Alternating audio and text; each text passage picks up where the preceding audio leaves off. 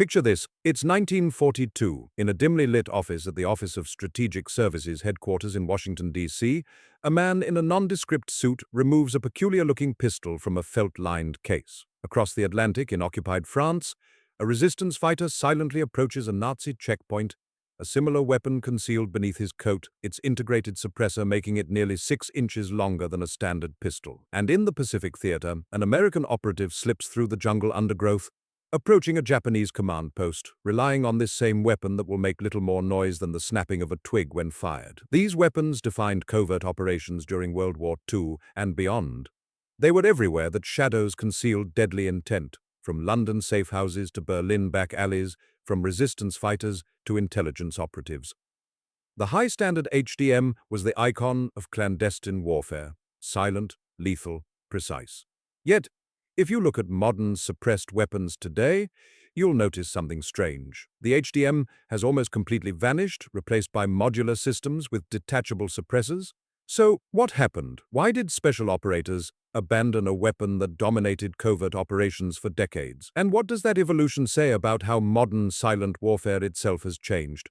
The high-standard HDM didn't emerge from thin air. Its story begins with the United States' urgent need for specialized weaponry as it entered the global conflict. In 1942, the newly formed Office of Strategic Services, OSS, the predecessor to the CIA, was tasked with conducting espionage, sabotage, and intelligence operations behind enemy lines. They needed weapons that could eliminate targets without alerting nearby enemies, weapons that could kill with minimal sound. The High Standard Manufacturing Company of Hamden, Connecticut, already known for producing quality .22 caliber target pistols, was approached for this specialized mission. Their existing Model B target pistol would become the foundation for one of the most effective covert weapons ever created. The engineers at High Standard, working in conjunction with the OSS and later the Central Intelligence Agency, modified their target pistol to incorporate an integrated suppressor. This wasn't simply an attachment, the suppressor was an integral part of the weapon's design, making it remarkably more effective than contemporary add-on suppressors.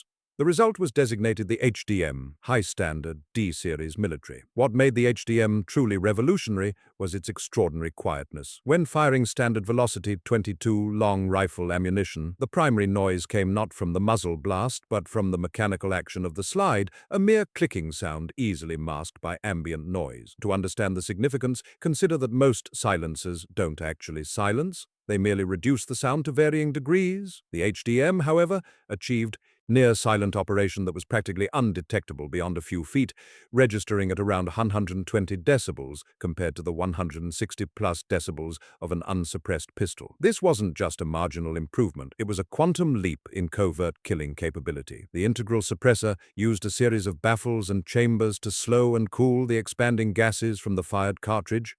The internal components included a ported barrel with 12 ports to bleed off gas before the bullet exited the suppressor, and a series of precisely machined metal discs with offset holes creating a tortuous path for gases to navigate, significantly reducing their pressure and temperature before exiting. The HDM's effectiveness wasn't merely theoretical. OSS operative Wild Bill Donovan reportedly demonstrated the weapon's capabilities to President Franklin Roosevelt in the Oval Office. According to the story, Donovan had Roosevelt call in his secretary to take notes while he set up a target at the far end of the room. As the secretary entered, Donovan fired the HDM into the target. The president's secretary heard nothing but the mechanical click of the slide and the impact of the bullet. Roosevelt, understanding the implications immediately, was both impressed and somewhat disturbed by the weapon's deadly silence. The HDM weighed approximately 48 ounces with the integrated suppressor, making it substantially heavier than a standard pistol. Its overall length was 13.8 inches. With the suppressor accounting for nearly half that length. The magazine held 10 rounds of .22 long rifle ammunition, and the weapon operated on a simple blowback system. While the .22 LR cartridge lacked the stopping power of larger calibers, this was actually an advantage for certain covert operations. The smaller round reduced recoil, improving accuracy for rapid follow-up shots, and its subsonic velocity, when using standard ammunition, eliminated the sonic crack that would otherwise compromise the weapon's stealth. The HDM saw extensive service during World War II in the hands of OSS operatives, resistance fighters, and other Allied special forces. Its perfect balance of silence, reliability, and lethality made it ideal for eliminating sentries, assassination operations, and other missions where stealth was paramount. Unlike many weapons that fade into obscurity after conflict's end, The HDM's service continued well beyond World War II. As the OSS transitioned into the newly formed Central Intelligence Agency in 1947, the HDM remained in the agency's arsenal for covert operations throughout the Cold War. The weapon's simplicity and reliability contributed to its longevity. There were few moving parts to fail, and the integrated suppressor design maintained its effectiveness over extended use. The HDM's role expanded during this period from primarily military applications to include more targeted political operations and counterintelligence missions. Documents declassified decades later revealed the HDM was issued to CIA operatives for operations in places like Guatemala, Iran, Cuba, and Vietnam, anywhere the United States had covert interests during the tense standoff with the Soviet Union. What made the HDM particularly suited for assassination operations was its psychological impact, or rather, the lack thereof. When conventional firearms are discharged, they create a distinctive and loud report that triggers immediate panic and reaction in anyone nearby. The HDM's near-silent operation allowed an operative to eliminate a target without alerting others in the vicinity, potentially enabling multiple eliminations in sequence or a clean escape in the chaos of discovery. Consider the tactical advantage. In a crowded room, an operative could potentially eliminate a high-value target, perhaps a military general or political leader, and be gone before anyone realized what had happened. The weapon's modest size, despite the integrated suppressor, meant it could be concealed under a coat or in a briefcase. Its modest recoil and excellent accuracy at short to medium ranges made it ideal for precision work in confined spaces. The psychological effect extended to the operatives themselves. Knowing they had a truly silent killing tool gave them confidence in otherwise impossibly dangerous situations. The technology behind the HDM represented the pinnacle of suppressor design for its era. The integrated approach, building the suppressor as part of the weapon rather than an attachment, allowed for optimal gas management and noise reduction. The suppressor contained a series of baffles and chambers that gradually slowed and cooled the expanding gases from the fired cartridge.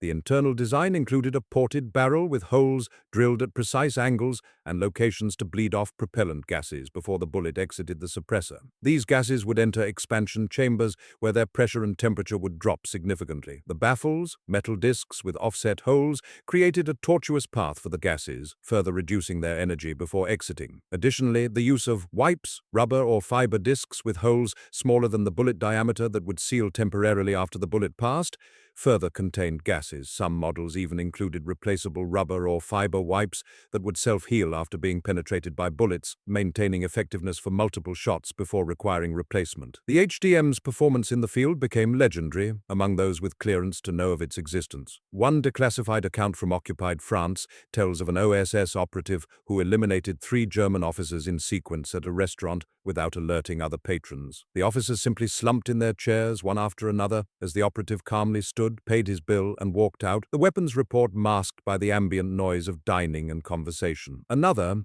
account from post-war operations in Eastern Europe describes an operative eliminating a double agent in a park, with people walking merely yards away none the wiser. The weapon's reliability in adverse conditions also contributed to its reputation. Unlike complex mechanisms that might fail in extreme environments, the HDM maintained functionality in diverse conditions, from the humid jungles of Southeast Asia to the freezing mountains of Korea. Its simple blowback operation meant fewer parts to malfunction, and the integrated suppressor eliminated concerns about attachment threads freezing or loosening at inopportune moments. Despite its deadly effectiveness, the HDM had limitations that eventually led to its replacement in the arsenals of covert operatives. The primary limitation was its caliber. The 22-hour round lacked the immediate stopping power of larger calibers like 9mm or 45 ACP. While this was advantageous for noise reduction, it meant targets sometimes survived initial shots if they weren't placed with precision. The integrated suppressor design, while excellent for noise reduction, also meant the suppressor couldn't be removed for conventional use or more compact carrying. The weapon's overall length of nearly 14 inches made it challenging to conceal in some situations. Additionally, the technology of detachable suppressors improved significantly over the decades following World War II, narrowing the performance gap between integral and attachable designs. Modern materials and manufacturing techniques allowed for suppressors that approached the HDM's noise reduction capabilities while offering the flexibility of removal. By the Vietnam War era, newer weapons with detachable suppressors began supplanting the HDM in many operational contexts, though the weapon remained in specialized inventories well into the 1980s and possibly beyond. The legacy of the high-standard HDM extends far beyond its operational history. It fundamentally changed the approach to covert operations, demonstrating that with the right tools, individual operatives could conduct high-impact missions without requiring extraction under fire or extensive support. The HDM's design influenced generations of suppressed weapons that followed, establishing principles of gas management and baffle design still used in modern suppressors. Perhaps most importantly, it created a mystique around suppressed weapons that permeates popular culture to this day.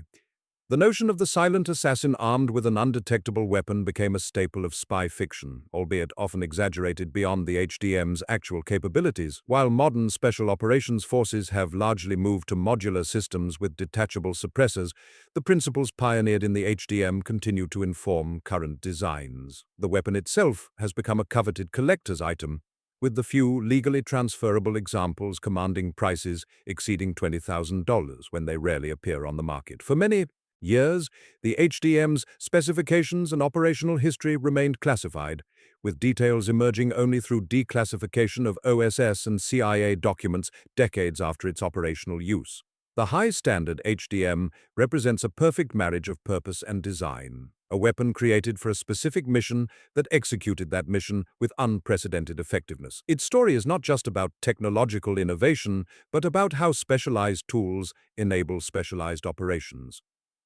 In an era of clandestine conflicts and shadow wars, the HDM gave American operatives and their allies a capability that transformed what was possible in covert operations. Silent, reliable, and lethal, it could indeed assassinate generals in crowded rooms, and did so according to classified histories more than once. Though largely supplanted by more modern designs, its influence remains in every suppressed weapon that follows. The quiet click of its action might be lost to history, but the deadly whisper of the high-standard HDM echoes through the evolution of covert warfare to this day.